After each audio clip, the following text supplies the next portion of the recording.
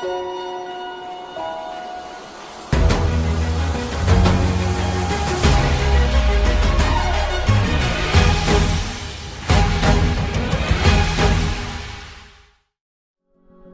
Great Wild som app knyter på något sätt ihop hela jaktupplevelsen för mig. Där jag får in allt från min utrustning och mina prylar till mina senaste jaktupplevelser och gemenskapen med mitt jaktlag och mina vänner.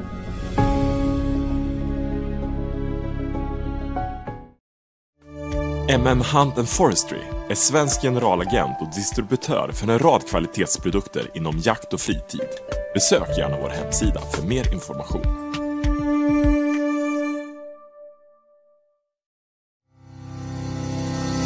Jordells utför kvalitativa tjänster inom anläggningsarbeten, el, tele, fiber och transport.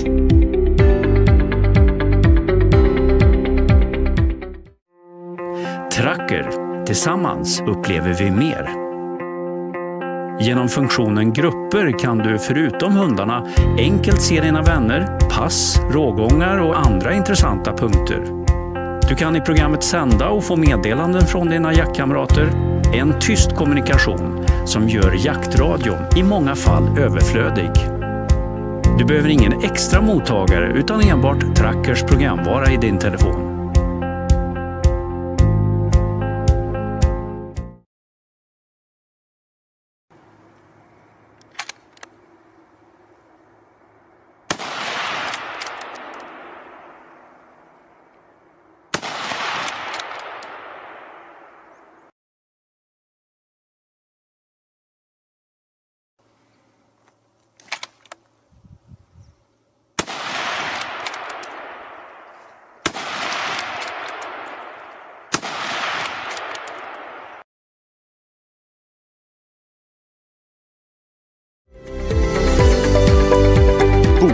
Fiskegrossisten som säljer unika produkter inom sportfiske. Hitta det du behöver för ett lyckat fiskeäventyr hos oss.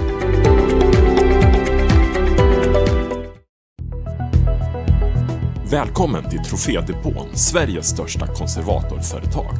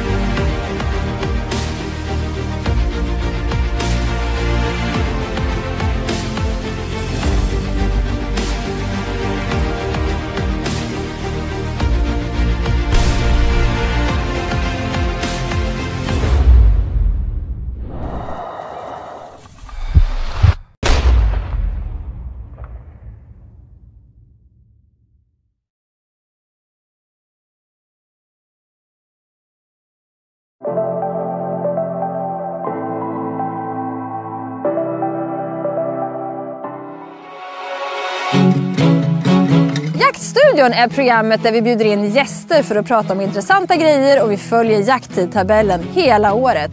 I kvällens program har vi Per Bula Kristoffersson på besök. Han är eftersöksspecialist. Vi har även Jessica Larsson från Svenska Jägarförbundet och ända från Arjeplog kommer Mattias Westerlund, Hundskolan Vision. Vi ska snacka jakthundar för det är kvällens ämne. Vilket startfält! Nu kör vi!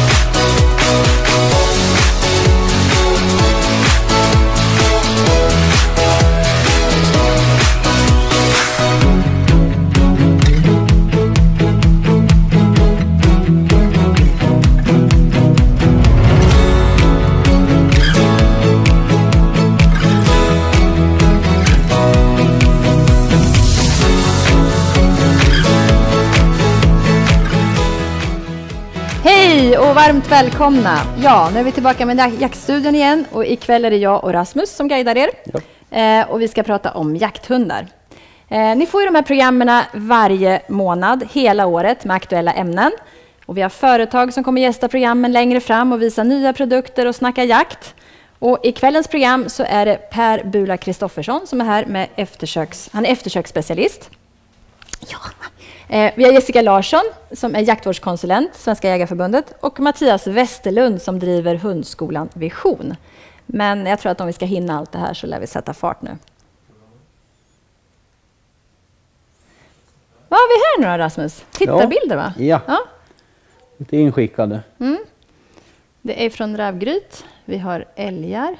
Alltså det är inte varje dag man får se 9 älgar på samma ställe, skriver den här. Karleby jakt.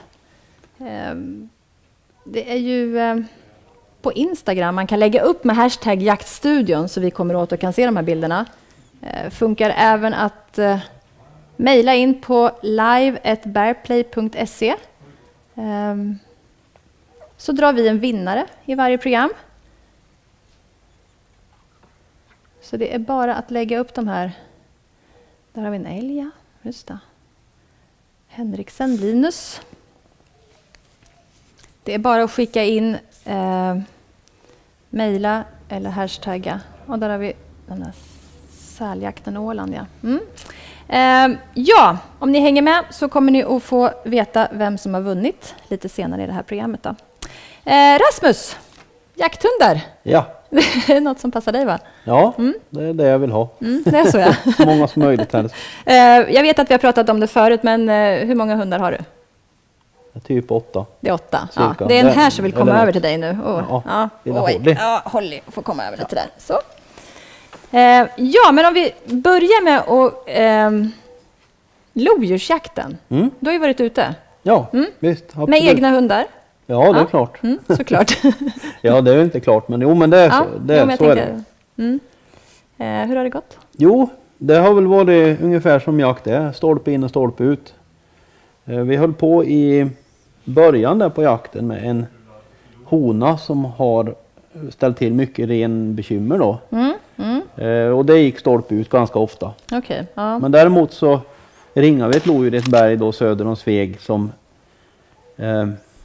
det går ju till så. Man ringar ju lodjuret, om man säger då, runt ett bergsområde till exempel, så man vet vart man ska börja. Och sen gick vi in med Mimmi då, min smålandsstövare, och en kompis smålandsstövare och släppte i spåret. Och det här lodjuret gjorde en liten bukt och kom tillbaks då på i princip där jag stod då. Så jag sköt det där. Ja. Så det var väl kul. Ja, men såklart. Och jag vet, vi lovade ju förra programmet att vi ändå skulle nämna, för du var ju på väg. Ja, det var jag. Jo, nej, men vi känns som att vi faktiskt förtjänar det lodjuret. Vi kämpar på rätt så hårt där. Ja.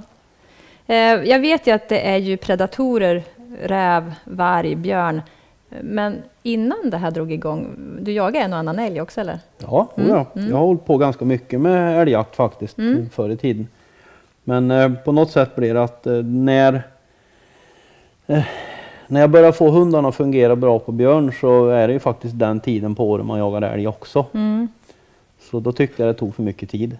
Så jag la ner det där med älgjakt helt och hållet. Okay. Men under flera år där så var jag faktiskt ute och jagade älg då på morgnarna, och sen så jagade jag björn, och sen det vart ett evigt farande. Ja. Så då tyckte jag att jag får då bestämma mig någonstans. Vilken hund är lättast att ha? Jag tänker så här, om du lägger ner ganska mycket tid på dina hundar. Är det... Jag skulle nog aldrig kunna vara utan en terrier, tror jag. Nej. De är ju extremt lätta att göra med, och vill ju normalt inte mer än att bara vara till lags. Så. Men det beror lite på. Alltså, alla hundar som man har fyller ju en funktion och ett syfte. Jo, men jag tänkte på det när du pratade om lojakten. Vad är det man värdesätter mest med en hund där till exempel? Ja, det kanske beror på lite vart man bor. Ja. Men bor man i inlandet då, där under lodjursjakten normalt är det ju snödjupet, alltså snön då, som är det stora problemet. Och för att man ska få lodjur att göra ett misstag egentligen, så hänger det på att man gärna vill ha upp lodjuret i legan då. Och det innebär att jag vill ha en hund som går tyst till den reser lodjuret. En stövare nu då.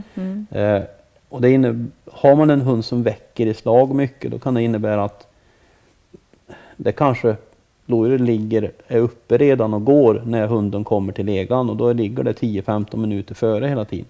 Och det blir fruktansvärt svårt att förutse vart det här lodjuret kommer. Ja. Men har man en hund som går tyst till den reser lodjuret och sen sätter den efter bästa förmåga så mycket tryck den kan då.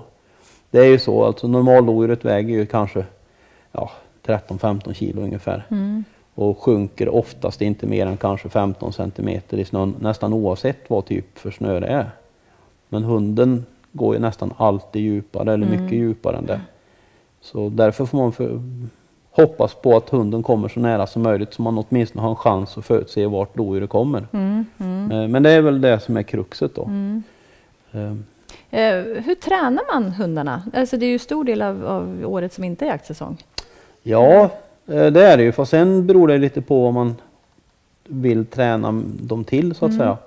Jag är ute i skärgården och jag har ganska mycket mink på våren där. Och det är ju, för det första är det ju för att det är jättekul och för det andra är det ju också för att det ger en utökad säsong såklart. Alltså en tid på året där mars-april där man kanske inte jagar så mycket annat där. Nej.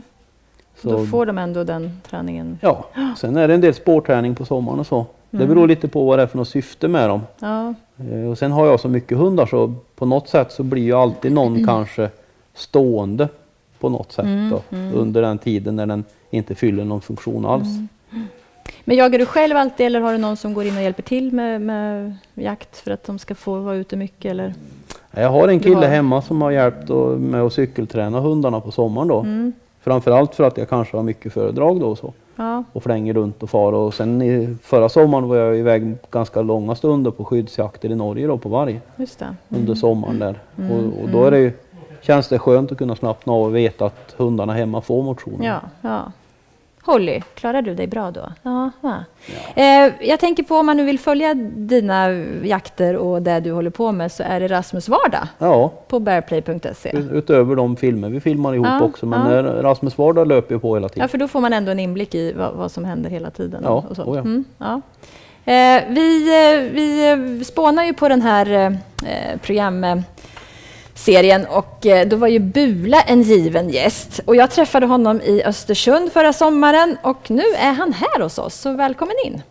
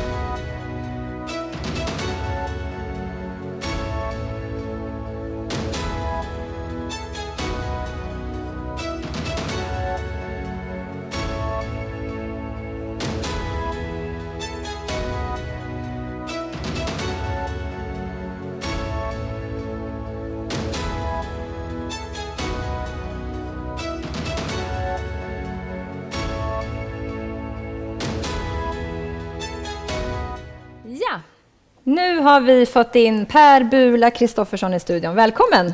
Tack så mycket! Det har blivit ett och annat eftersök genom åren. Ja, jag kunde väl kanske önska att jag gjort ett streck för varje. Det var intressant att se hur många streck det var idag. Då, men det är en hel del, Det har blivit några. Ja. Och visst är då hunden viktig för dig? Hunden är nästan, jag på säga, också en förutsättning. Absolut. Det händer att jag handspårar, men det hör till undantaget. Utan det är ju spårhunden i synnerhet, men också den lösa eftersökshunden som är värdefull för mig. Absolut. Vad har du för raser? Jag är ingen rasfantast, jag gillar en god hund oavsett ras. Sista åren så har jag väl använt mycket av schweizhundar, bayersk vildspårhund och hannoveransk viltspårhund som just spårhundar. Då. För vilka vilt är det oftast du råkar ut för eller som du måste åka och hjälpa till med? Det är ju det mesta viltet som vi har i Mellansverige då, Ja. med hjortdjur och vildsvin i synnerhet. Då. Får du åka långt eller är det nära eller ringer Jag folk? har ett ganska stort område då, som är mitt så kallade kärnområde. Då. Där. Ja, det här med att släppa eller banda. Du har med dig lite bilder vi ska titta på. Ja, Ska vi titta på några? Här kan vi berätta. jag får ofta frågan när jag börjar med spårhunden då och tränar den. Och jag börjar ganska sent, sällan före 1 års ålder, för den mer konstruktiva träningen. Men jag gör dem väldigt tidigt viltvana då. De får följa med fram till vilt och vänja sig vid den biten. Så här såg vi Lo då, 10 veckor ungefär. Okej, ja. Vi har mer bilder tror jag. Så här ser jag ut när jag jobbar helt enkelt. Jag har en spårhund och en lös eftersökshund kopplad i kortkoppel bredvid mig. Som går där i passivt arbete ända tills det är dags för honom att göra sitt. Då. Men är du ute själv här eller har du någon mer skytt med dig? Jag är ju naturligtvis mycket ensam jobb och det funkar. Men får jag välja så tar jag gärna med en kompis eller 2. Man snackar ibland om dubbelekipage. Är det dubbla hundar eller dubbla skyttar eller vad? Nej, det kan vara både och. Jag tycker dock att man ska hålla sig till en aktiv spårhund. Sen om man har flera släpphundar med då, men det kan ju komplettera varandra om det går tokigt eller någonting. Men som regel vill jag släppa en hund också då i taget. Ofta så blir det inte bättre, det blir inte dubbelt så bra för att man släpper 2 hundar. Vi har mer bilder. Här är det en tät granplantering. En tät gransudd, typiskt för Sörmland tror jag. Jo. Och ett ståndskall på vildsvin. Det är så sista momentet där hundarna har gjort sitt. Och dags för mig att försöka göra mitt. Då. Och det här är ju inte bara. Det är inte bara det kan och gå fort. det kan gå fort och det finns ju en potentiell risk att den kommer att rusa på oss och sådana här saker. Och här kan man göra väldigt mycket med egna kroppsspråk och uppträda lugnt och sansat och inte rusa på. Stå och avvakta till rätt tillfälle. Och det svåra med eftersöksskytte det är ju helt enkelt att inte skjuta hunden. Att få med hunden hem. Det vill säga avvakta och vänta på rätt tillfälle och ha tålamod.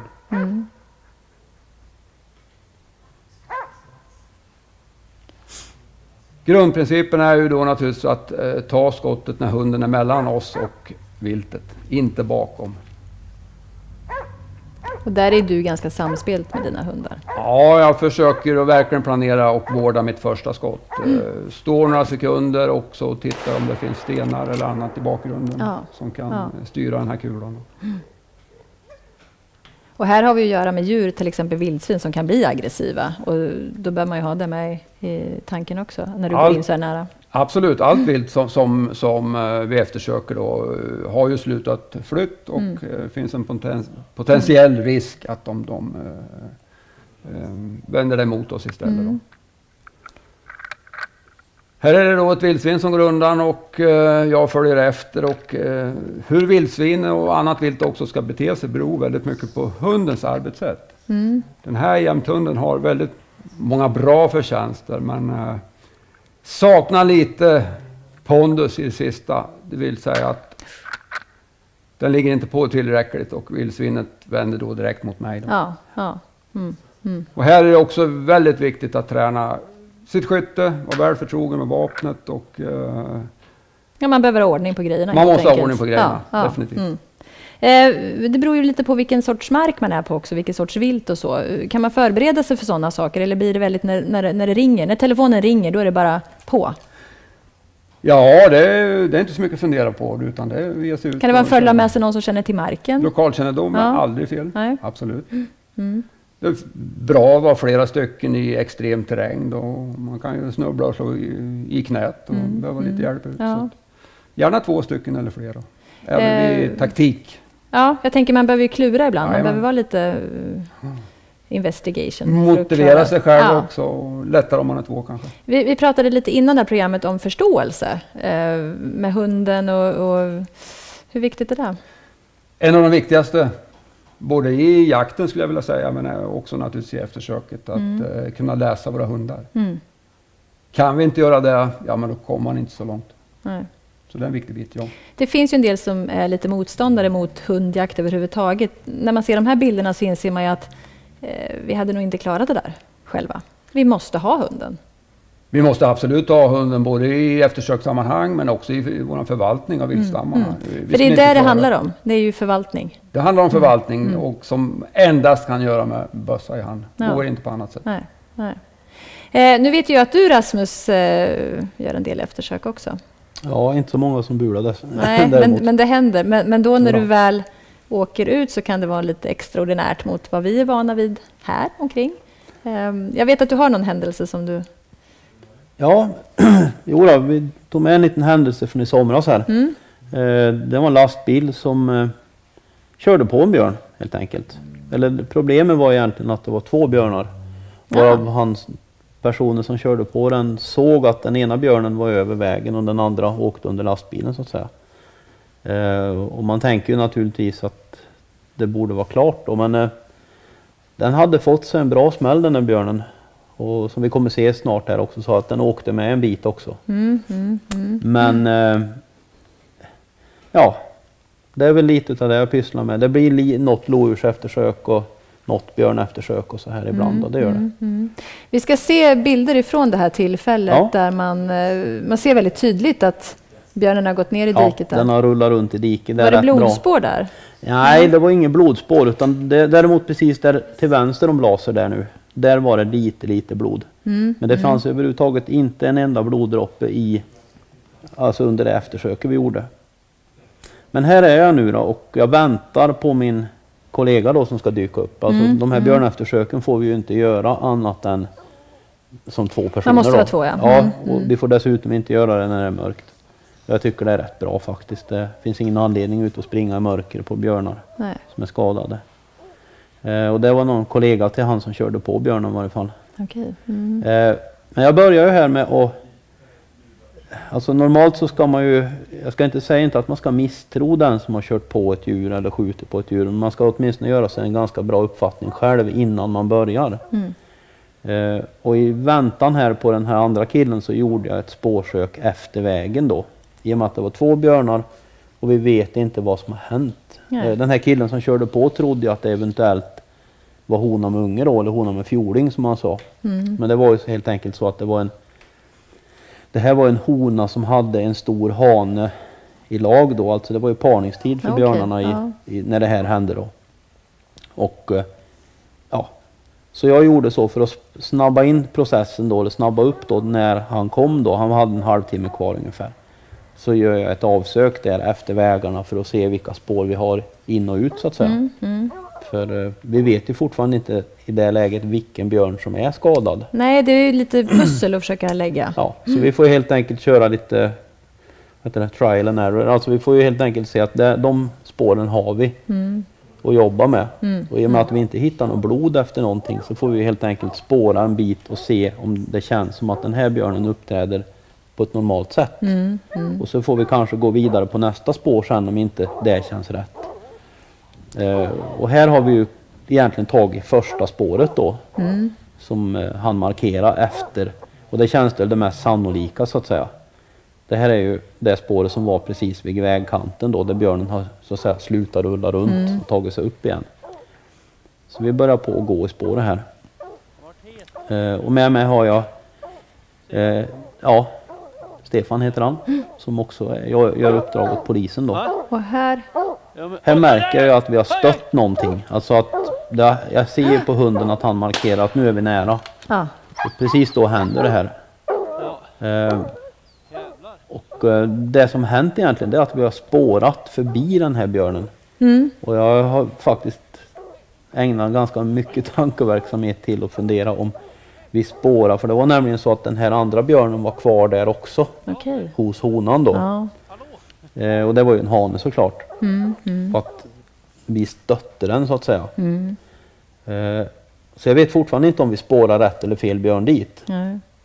Utan helt plötsligt så ser jag ju på honom att han liksom, ja, vi kommer hemskt mycket närmare helt plötsligt. Och det är då jag stannar upp och säger till Stefan att nu har hänt någonting. Ja, du märker på hunden att nu är det någonting. Nu är det liksom, och den kommer smygandes lite mot dig? Den har legat eller? Vi var ju och letade upp legan sen där den har legat i sårlega och den var en 15 meter bort. Så vi har alltså passerat björnen på 5 meter ungefär. Och sen stannar vi till och sen kommer den bakifrån från Stefan då. Så man får ju ändå se det som en eller man kan inte lära sig så mycket av det annat än att inse att ibland ska man också ha lite tur. Alltså det kunde ju också vara så att den här björnen faktiskt var lite mindre skadad. Så att den var lite fräschare och då hade den nog kommit med en jäkla fart istället. Men nu tänker jag, vi har vi Bula här. Nu tar vi chansen att fråga, vad hade vi kunnat gjort annorlunda? Ja. Rätt eller fel? Du nickar lite och håller med, men du kanske har någon fundering? Nej, men jag tycker det var ett ganska smart sätt att lägga upp det här söket med att låta hunden hitta spår, fästa vid någonting som spar lite tid, och man ska inte ha för bråttom iväg utan låta verkligen hundarna fästa och känna att här är det verkligen någonting och det här ska vi gå vidare med. Sen var det ett lyckat sök och det kan man inte säga så mycket om. Då är det bra. Visar ju också att all spårning 100% koncentration ut med hela spåret. Speciellt påtagligt naturligtvis när vi hålls med så kallat vårt farliga vilt. Självklart. Jo, för här måste man vara på helspänn och använda alla sinnen. Det kan vara svårt också när hunden skäller hela tiden. Då... Ja, det är det. Men man får ju ta det bra med det dåliga eller tvärtom. Och så får man ju alltid väga för- och nackdelar. Det som är bra med den här hunden är väl att den stora fördelen är att han kan nog säga, han säger inte ett knyst utan att ha björnspåret. Och när han tappar spåret så blir han tyst. Så jag kan i princip se på honom, eller jag kan ju nästan gå och blunda bakom honom och veta att han har spåret nu och nu har han tappat det. Och så går vi ett varv och sen har vi spåret 2 meter till vänster där, om björnen har gjort en 90-gradare. Och han är sällan mer än, beroende på hur gammalt spår det är, så är han ju oftast inte mer än en 30-40 centimeter ur spår. Nej, så pass. Han är så spårnoga i sitt arbetssätt kan man säga. Men jag tänker på en annan sak när det gäller det här med eftersök, att det är ganska viktigt med skyttet. Alltså man måste ju ha tränat skytte, man måste ha koll på sina grejer, det pratade vi om. Jag vet att du, Rasmus, ni håller ju en kurs i vår här. Bearskin Academy. Ja. Berätta lite kort bara. Ja, vi varvar ju teori och praktik. Alltså jag visar väl en hel del, betydligt fler sådana här sekvenser som jag visar nu. Alltså det blir realistiskt för de som kommer och får uppleva och se. Det blir mycket skytte på nära håll kan man ju kalla det. Men vi har en del som jag tycker är bra i alla fall, just praktiskt träna skytte. Alltså grejerna måste fungera, och när det går så där snabbt som Bula också visar på den här sekvensen så blir det ju, naturligtvis siktar man ju, och alltså det är ju inte det att man kastar iväg ett skott, men det handlar ju om att allting ska passa så bra så att det ska bara hända av sig själv. Och så helt plötsligt så ska det liksom, när djuret kommer, då ska det smälla och kulan ska sitta där den ska. Ja, för det man lär sig kanske i ett tidigt stadium som ny ägare, det ska vara kulfång, det ska inte vara några grenar i vägen, det ska vara, och så står du där i en granplantering och måste bara tänka helt mycket utanför. Instinktivt och en träning som är förtrogen som jag sa då, men också inte glömma bort att någon gång lite då prova på skjuta i mörker. Ja, eller hur? Ja. Även om vi inte gör så mycket björn eftersök i mörker tycker jag också är rätt. Men i övrigt vilt så är det mycket nattjobb. Och är man då lite sugen på att gå den här utbildningen så är den 3 dagars i maj. Man hittar information på bearskin.se. Yes. Så bearskin.se om ni är sugna på att hänga med Rasmus en hel helg. Och jag vill bara trycka på att man alltså varvar realistiskt skytte, teori, filmsekvenser och teori och föreläsningar och allting i en härlig blandning. Ja. Jag vill bara avsluta Bula-snacket här med att fråga dig, är det någonting som du skulle bara dela med dig till om man är sugen på att börja med eftersök och inte gjort det så mycket innan? Är det några tips du skulle kunna ge? Vad ska man tänka på? Slipper man liksom göra fel från början? Ja, men ta kontakt med någon som har lite kunskap om just spårungsträning, om det där du menar. Så absolut, än att starta med utan att veta någonting, det är ju jättesvårt då. Men det är ju också en aktivitet som passar både jägare och icke-jägare. Aktivera sin hund, vem som helst. För att bli en herrejösses eftersöksjägare, professionell eller inte, men hålla på i större omfattning. Då är det väldigt mycket kunskap om hundar, spårträning, men också om artkännedom och sådana här saker då, som man får bygga upp. Ja, man kan höra av sig till dig och fråga om man vill veta. Man kan få komma till mig på kurser eller andra likasinnade. Ja. Och visst är det så att du åker ju runt och föreläser också, precis mycket, som Rasmus gör. Mycket föreläsningar och kurser i ämnet, ja. Och då, självklart är man välkommen. Ja. Det som Bula sa, det är ju att alltså det gäller ju när man gör ett eftersök och veta och känna efter vad är ett naturligt beteende och vad är inte riktigt naturligt. Vad är det som gör att jag tror att det här djuret är skadat eller inte är friskt. Utan där kommer artkännedomen in helt klart. Att man känner till det viltet man faktiskt är ute efter. Ja, brukar de göra så här, då får man gå på magkänslan ibland och helt inse att nej, det här borde den inte göra. Och då kanske man kör lite till och spårar då. Så visar det sig att man hade rätt. Så lite medvetenhet, inte ge upp, uthållighet, envishet. Ja, man behöver inte vara lika bra som er, men man behöver ha några av de bitarna till att börja med. Man ska ha en chokladbit med i ryggsäcken. Det brukar vara mitt knep i alla fall. Ja. När man håller på att ge upp och allting ser som mörkast ut och man inser att nej, det här går nog inte. Så sätter man sig ner och så tar man och äter en chokladbit i 3 minuter. Och sen så brukar jag i alla fall gå ett varv till då och prova lite till. Och ibland reder det upp sig och man lyckas och ibland gör det väl inte det. Men några gånger har det varit precis på gränsen att man ger upp. Ja, jag håller med. Jag körde där några år, speciellt i början. Problemet med mig är att jag äter upp den där chokladbiten innan jag kommer till platsen. Ja. Och sen har ju du eftersök varje dag, flera gånger. Det blir väldigt mycket choklad.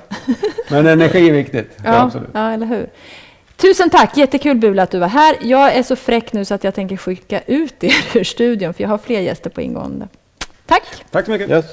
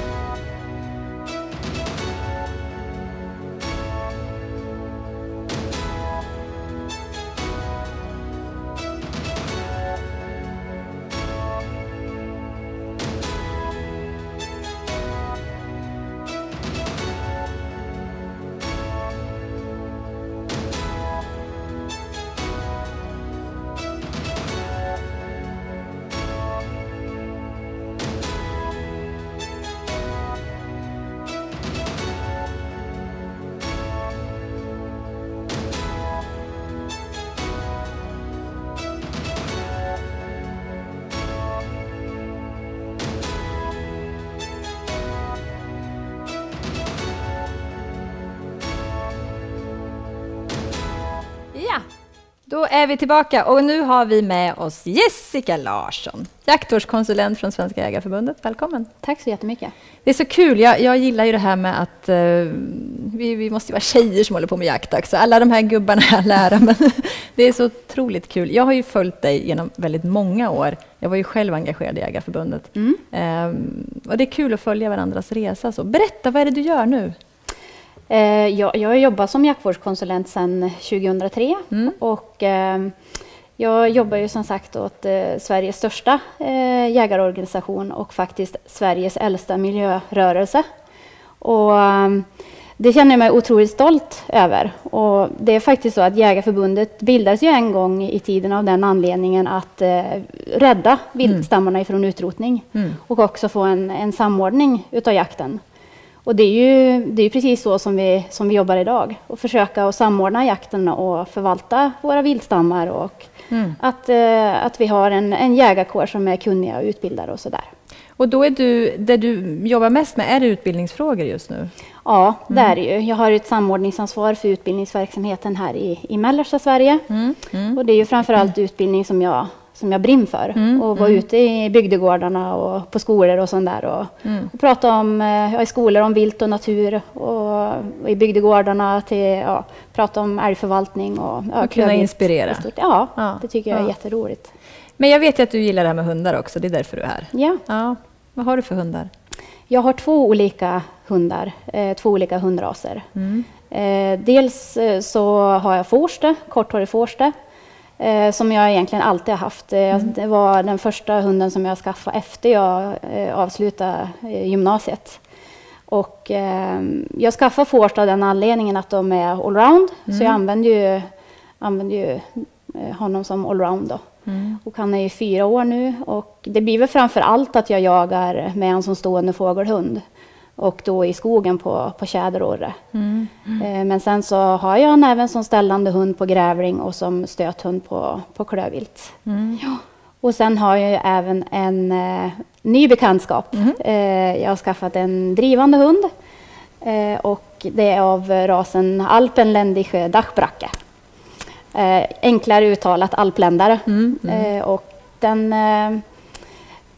det är väl en relativt ny ras i Sverige sånt sett. Men jag lär mig någonting nytt varje dag genom att vara ute i skogen med honom. Ja, det förstår jag. Jagar ni mest hemma kring eller reser du iväg någonstans? Det är ju framförallt här runt omkring, alltså i Värmland då, alltså Säffle, Karlstad-trakten som jag jagar. Men sen så brukar jag även åka österut till Östergötland och jaga klövvilt. Men sen så jagar jag fågel då med forsten, så blir det att jag reser norrut. Ja. Och vilken är din favoritjakt?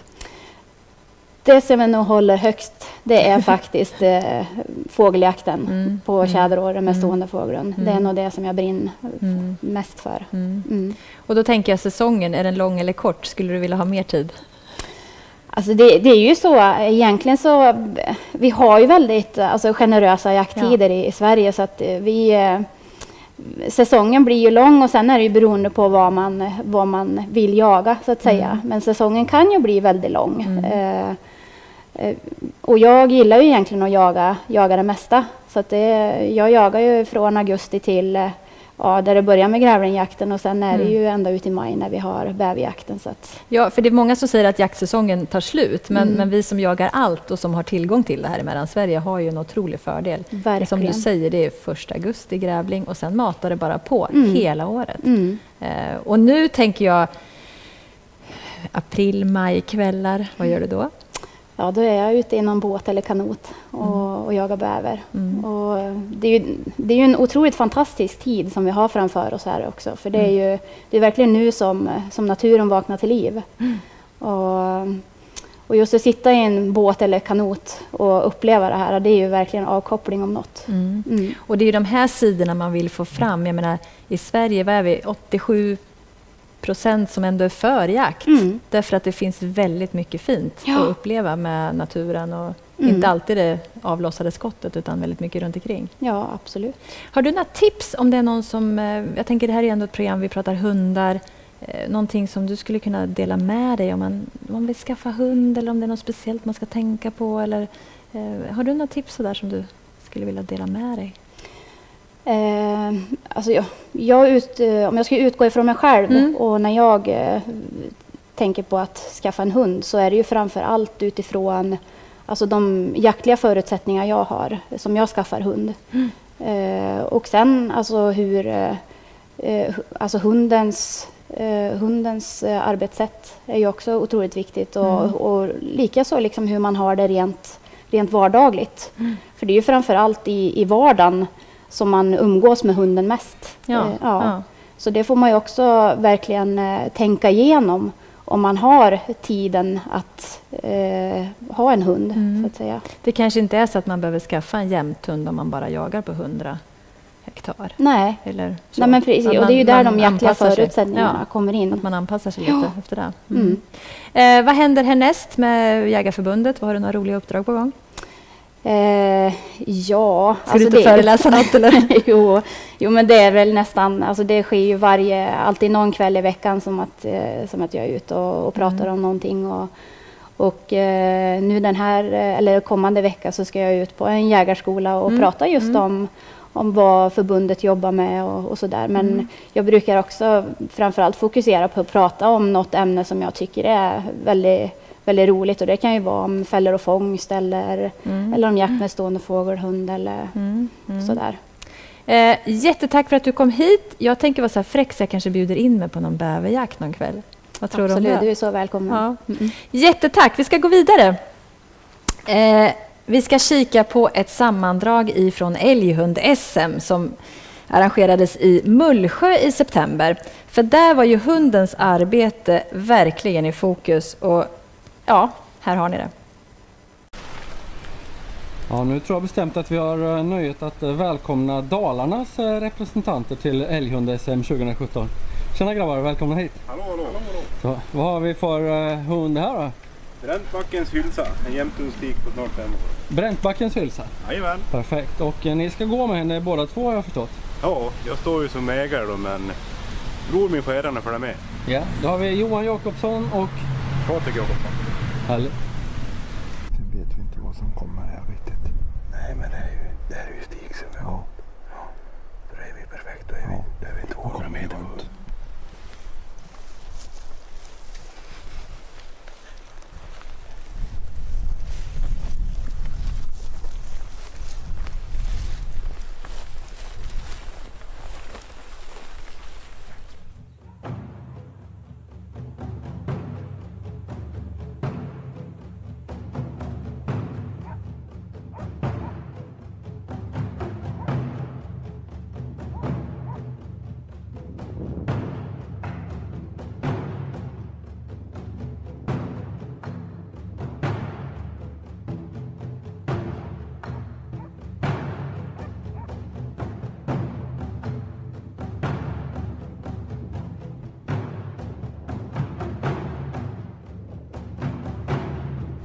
Christian Larsson som representerar Sydsvenska älghundsklubben. Härligt, härligt. Och vad heter din hund, Christian? En liten Fredmarkens Norma. Han ser mycket laddad ut. Ja. Det gör även husse. Absolut. Härligt, kul att träffas. Tack så du ha. Vi stötte älg i början. Fick vind av oss. Han verkar vara lätt på foten. Se vad som händer.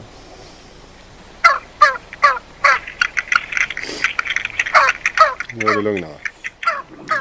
Hon får stopp på den.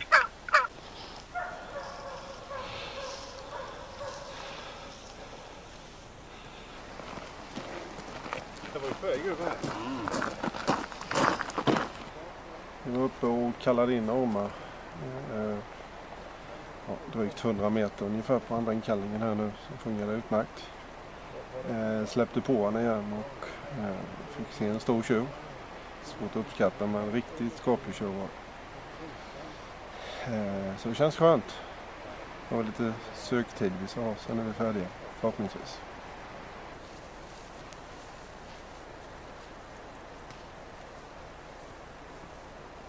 Älgskalles Niro. Lite över 4 år då. Yeah. Jaktchampion. Normalt sett så håller vi till på Orust, en ö norr om Göteborg. Trevligt.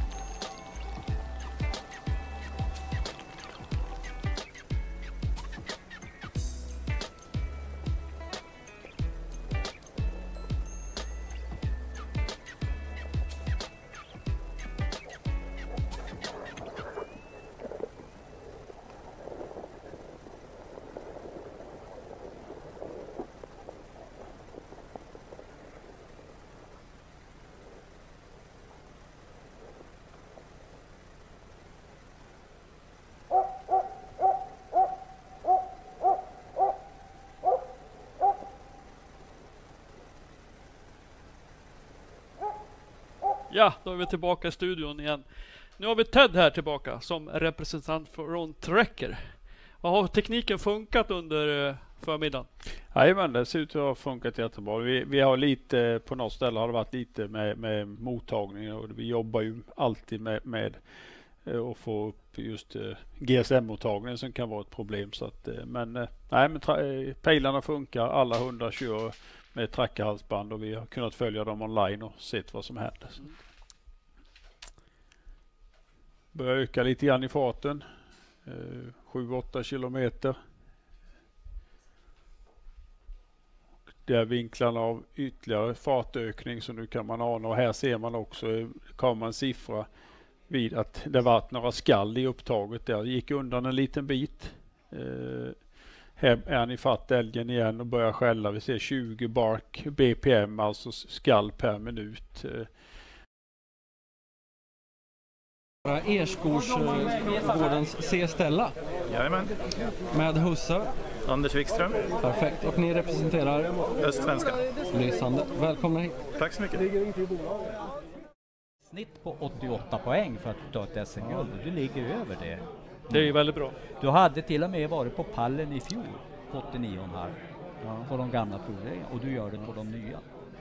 Det är respekt. Det är riktigt bra. Tack. Det är fantastiskt resultat. Ja, du ska vara. Jag måste ge en eloge till min vägvisare Johan och även till domaren Johan. De har varit till stor hjälp under dagen. Ja. Det är min första hund och jag betraktar mig inte som jätteerfaren än. Men hunden och jag funkar ihop, och min sambo Lina lägger ner mycket tid och hjälper till att träna hunden också. Så hon har stor del i mycket lydnad och sånt. Ja, och motion och allt. Just här har ju hunden hållit på med älg. Jag tror klockan är väl runt 4 på eftermiddagen här, så att hon har ju hållit på med älg hela dagen. Så att egentligen är hon väl ganska trött, men hon kör på. Hon håller ju ganska bra avstånd, men vi har ju sett under dagen när vi har filmat med våra egna telefoner också att de har ju varit efter henne ganska ordentligt hela dagen och gjort mycket utfall. Ja, ursäkta jag bryter in, men det var en väldigt bra bild där.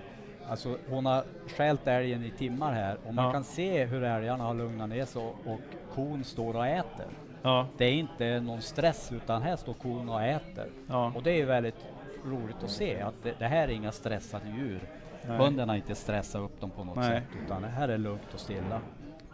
Grattis än en gång Anders. Och tack så jättemycket. Hoppas det går bra fortsättningsvis också. Ja. Det blir väl fler tävlingar framöver kanske också.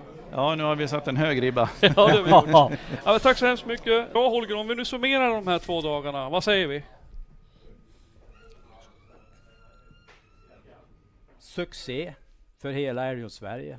Det här är en examen, det här är en stor älghundsfest och det finns jättemånga duktiga hundar ute i landet som också kunde ha varit här.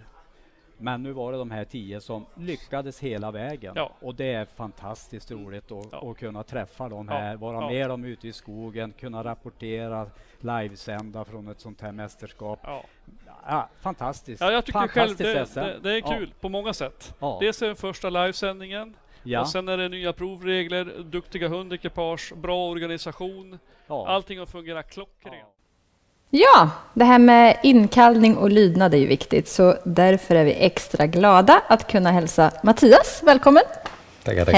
Hej! Du driver hundskolan Vision och webdog.nu. Berätta lite. Först är det ju kursverksamhet och kurser där man kan komma med sina hundar oavsett ras. 80% ska jag väl säga jakthundar där man kan förbereda dem för jakten. Sen där Webdog, det är ett koncept där man kan träna när som helst med streamad hundträning. Man kan få en liten hint om vad det handlar om man inte har möjlighet att komma upp till dig eller du har möjlighet. Så, Jättebra. Om vi bara lite brett. Grund, inkallning, lydnad.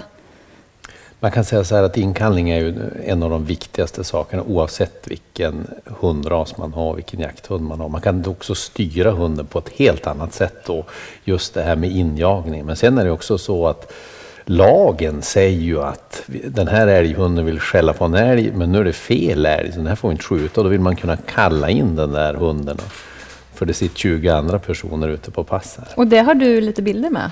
Det är lite bilder med. Då ska vi kika på dem. Och här ser vi, här har vi ju ett läge där hunden matar på skäll, är väldigt nära älgen här. Här vill vi nu kunna kalla av den här när hunden är i drifter och helt väldigt nära den här älgen. Det man nu vill är ju då att när man kallar in ska hunden bryta och komma tillbaka. Här ser man då att hunden kom in, man berömmar.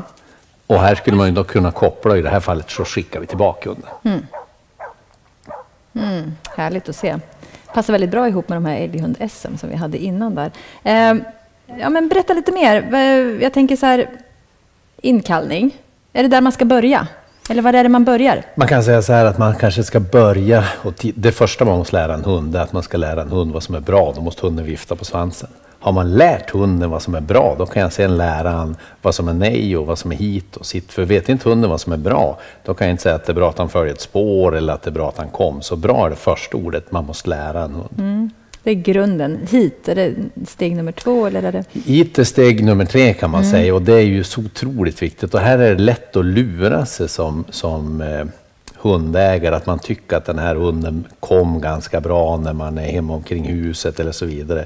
Men så börjar man fälla ett vilt och så fäller man ett vilt till och så sen så drar den där jaktlusten iväg och då blir det svårare att styra de här hundarna. Det jag vill göra, eller det man vill göra med de här filmerna, det är att förbereda människan för hur fort det kan gå. Man måste ha för att kunna kalla in en ståndhund som står själv på ett vildsvin eller en älg, då kommer det att krävas väldigt mycket. Det betyder alltså att om man har en hanhund till exempel och här känner han en löptik, så skulle man kunna säga hit och den hunden kom. Kommer man inte då är det orimligt att tro att efter några älgar och skjuta att jag ska kunna kalla in dem.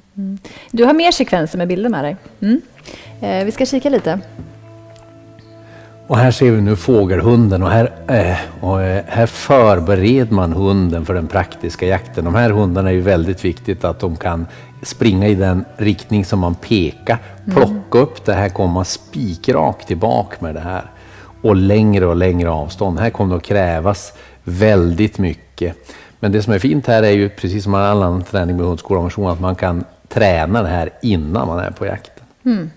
För det är det som är lite grejen, att kanske många missar det. Man går ut och börjar jaga. Och då kan man inte påverka hunden.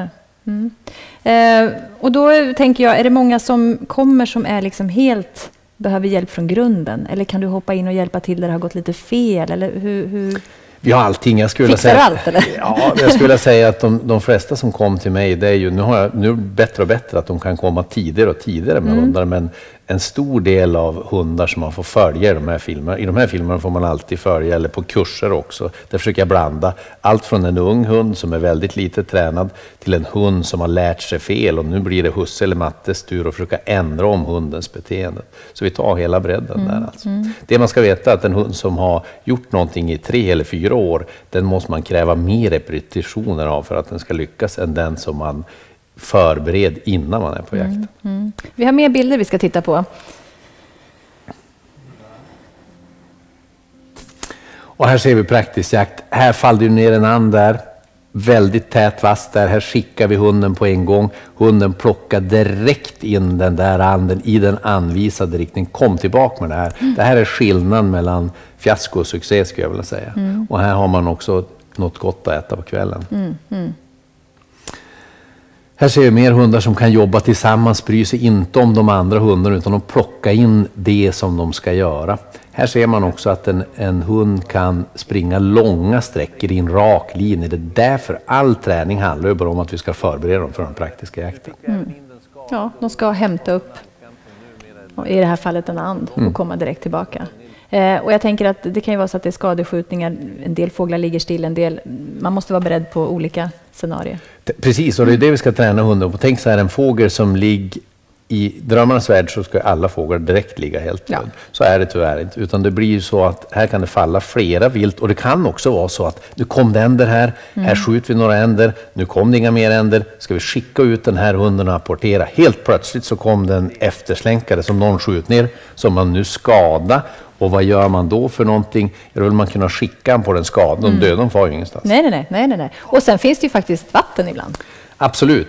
50% av fågeljakterna på den här, det är ju på vatten så att säga. Ja. Här ser vi också, här lär man hunden efter en dykan. Många gånger är det så att hunden simmar ut mot en dykan, den dyker och så skulle hunden i värsta fall tappa motivationen. Här lär jag hunden att den dyker, hunden får slå runt. När den håller på att tappa motivationen, då drar jag till i medspöt och då kommer den här upp och då fångar hunden fast den. Ja, du menar att det är du som sköter den då? Absolut.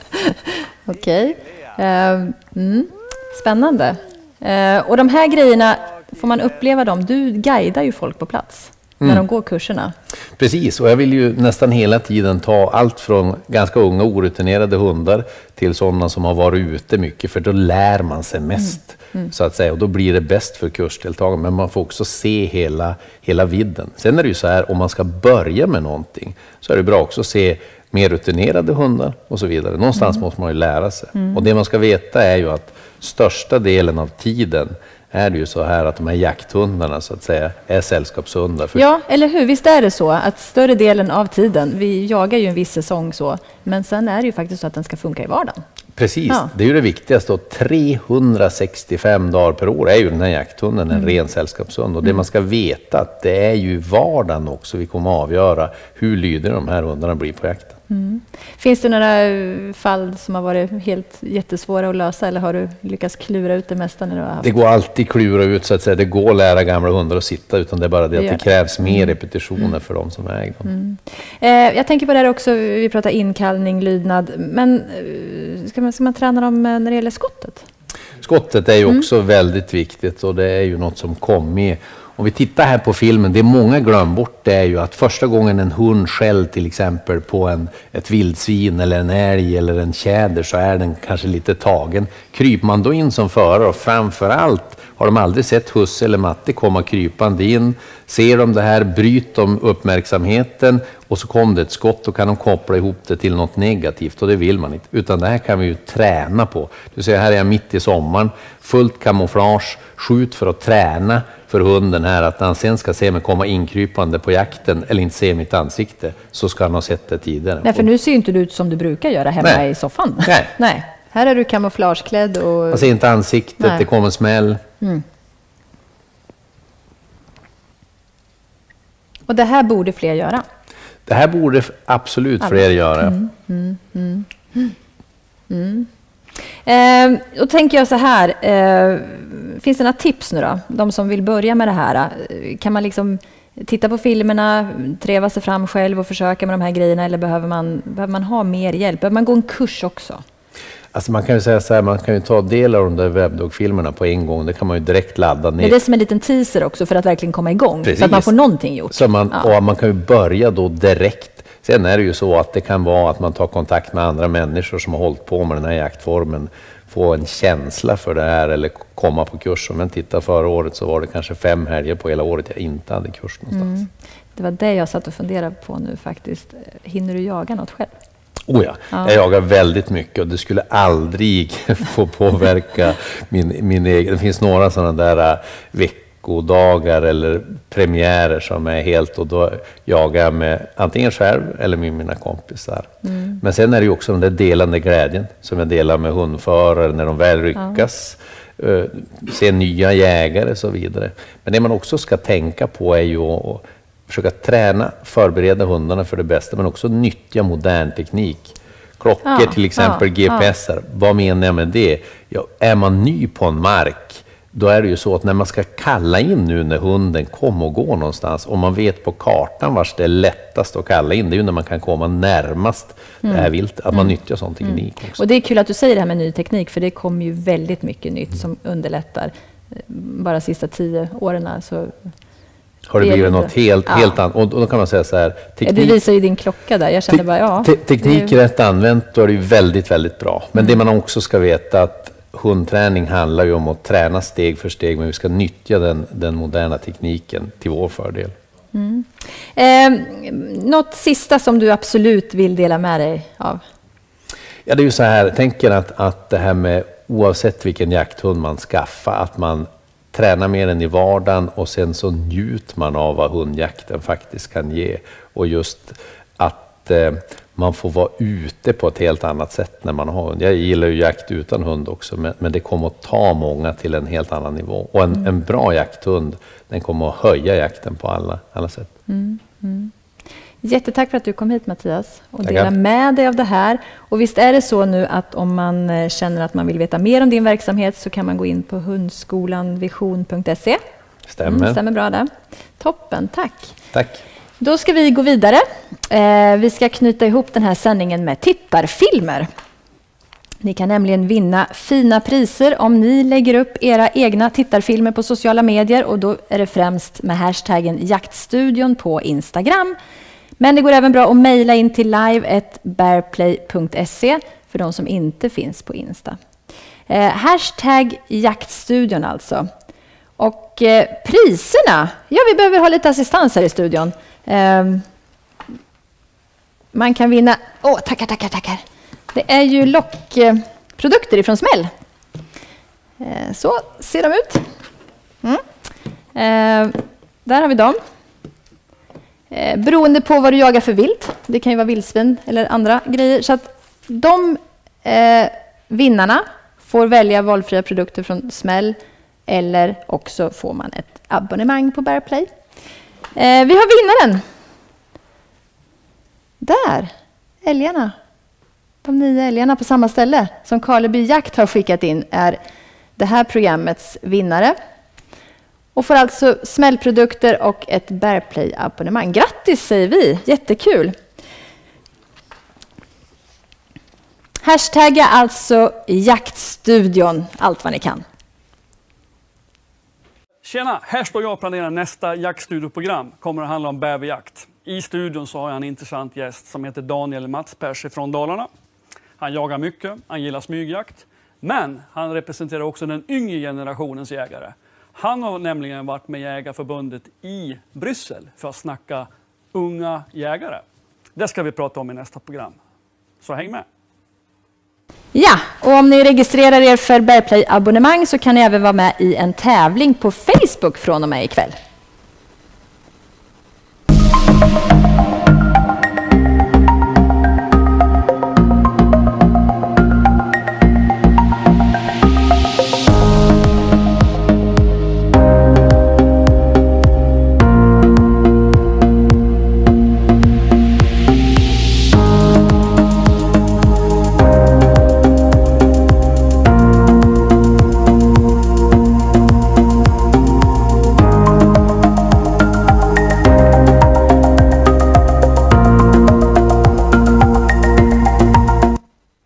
Tack så jättemycket för ikväll. Det har varit otroligt kul att ha alla de här härliga profilerna när det gäller jakthundar i studion. Och då återstår det bara för oss att säga tack och hej. Tack och hej. Tack och hej.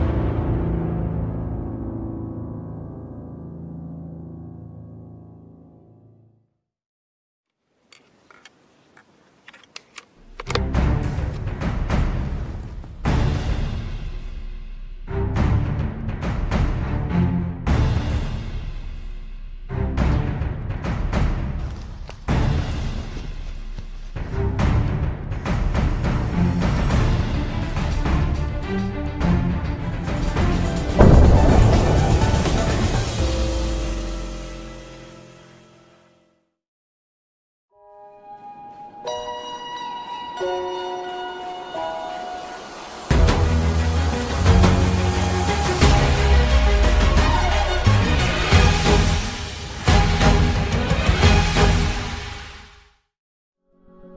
Great Wild som app knyter på något sätt ihop hela jaktupplevelsen för mig. Där jag får in allt från min utrustning och mina prylar till mina senaste jaktupplevelser och gemenskapen med mitt jaktlag och mina vänner.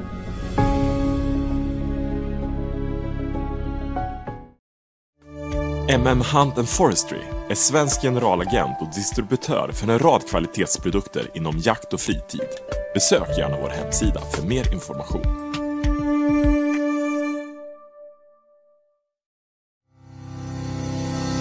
Jordells utför kvalitativa tjänster inom anläggningsarbeten, el, tele, fiber och transport.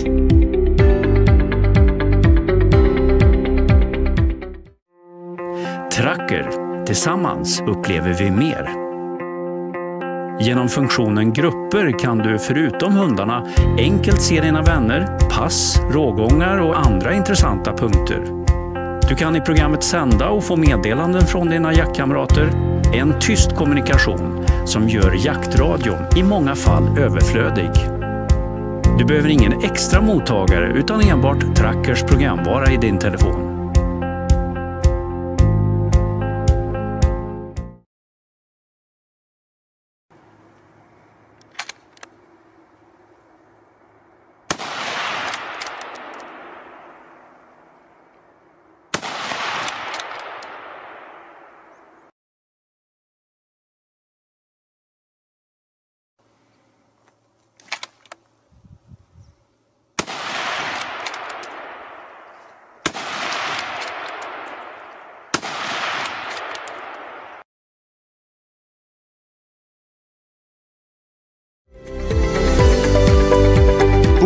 Fiskegrossisten som säljer unika produkter inom sportfiske.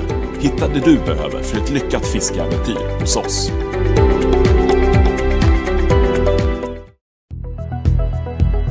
Välkommen till Trofédepån, Sveriges största konservatorföretag.